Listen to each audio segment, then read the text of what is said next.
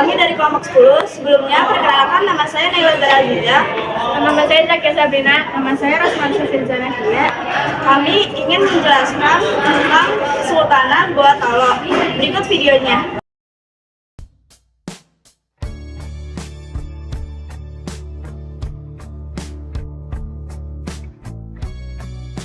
Letak Kerajaan Goa Talo. Kerajaan Goa dan Talo lebih dikenal dengan sebutan Kerajaan Makassar. Kerajaan ini terletak di daerah Sulawesi Selatan bagian pesisir barat. Makassar sebenarnya ibu kota Goa yang dulu disebut sebagai Ujung Pandang. Secara geografis, Sulawesi Selatan memiliki posisi yang sangat penting karena dekat dengan jalur pelayaran perdagangan Nusantara. Bahkan daerah Makassar menjadi pusat persinggahan para pedagang, baik yang berasal dari daerah Indonesia bagian timur maupun para pedagang yang berasal dari daerah bagian barat. Sejarah Kerajaan Goa Talo setelah Islam. Pada awalnya, Goa Talo bukanlah kerajaan yang menganut kepercayaan Islam, namun pertama-tama disebut sebagai Kerajaan Goa yang dikenal sebagai periode Goa Talo pra-Islam.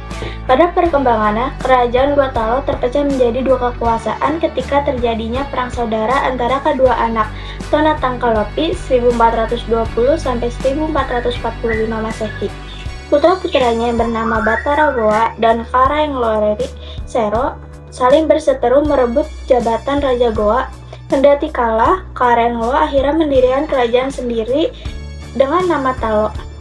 Pertikaian pun mereda hingga akhirnya menjadi satu kesatuan kembali dengan nama Kerajaan Goa Talo. Pada akhir abad ke-16, Kerajaan Goa Talo memasuki masa Islam dan berubah menjadi kesultanan. Agama Islam mulai masuk di Sulawesi Selatan karena dakwah dari Datu Ribandang dan Datu Sulaiman dari Minangkabau.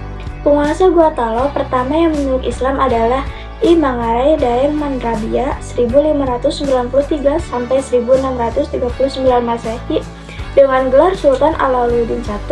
2 tahun kemudian, seluruh rakyatnya selesai diislamkan setelah menjadi Kesultanan Goa Talo dan bercorak Islam.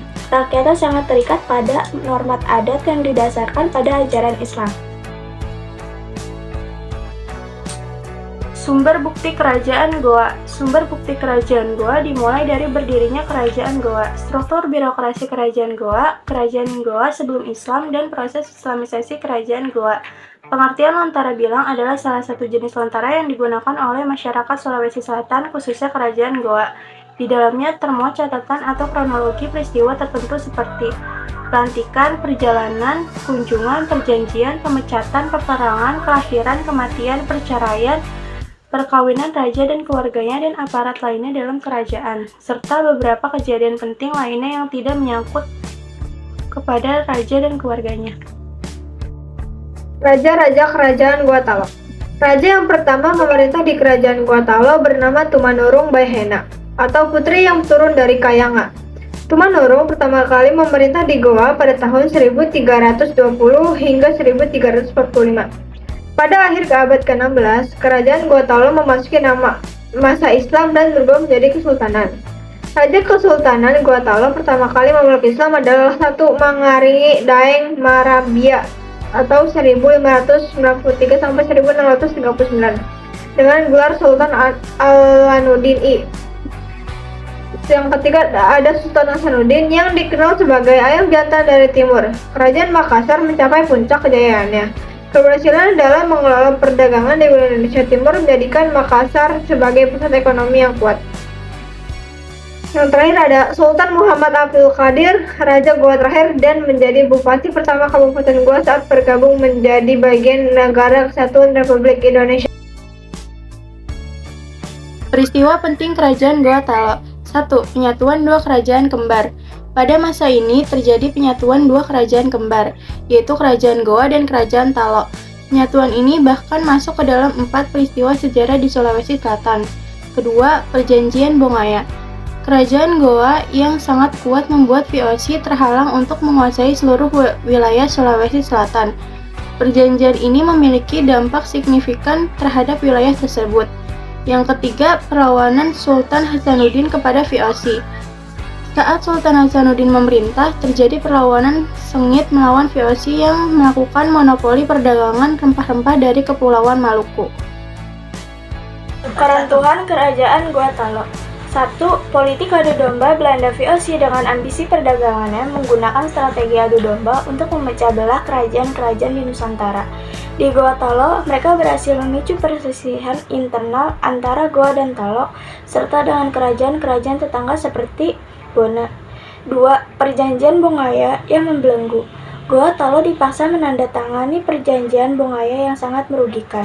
Perjanjian ini berisi beberapa poin penting, di antaranya monopoli perdagangan, pembatasan wilayah, pembayaran upeti. Yang ketiga, ada kebangkitan kekuatan lain. Kerajaan Bona yang sebelumnya bersaing dengan Goa Talo justru menjalin hubungan baik dengan VOC. Hal ini membuat Bona semakin kuat dan menjadi ancaman bagi Goa Talo.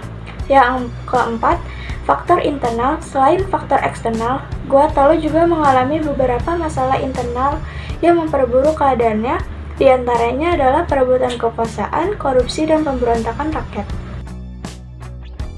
Kerajaan Goa Talo, yang pertama ada makam Syekh Yusuf, yang kedua ada Masjid Katangka, yang ketiga ada benteng Fort Rotterdam, yang keempat ada Batu Palantikang, yang kelima ada Balai Lampoa, yang keenam ada kompleks makam Katengka. Yang ketujuh ada Masjid Jami Nurul Mukminin, yang kedelapan ada Masjid Jongaya atau Babul Firdaus, yang kesembilan ada Benteng Somba Opu, yang ke-10 ada Benteng Talo.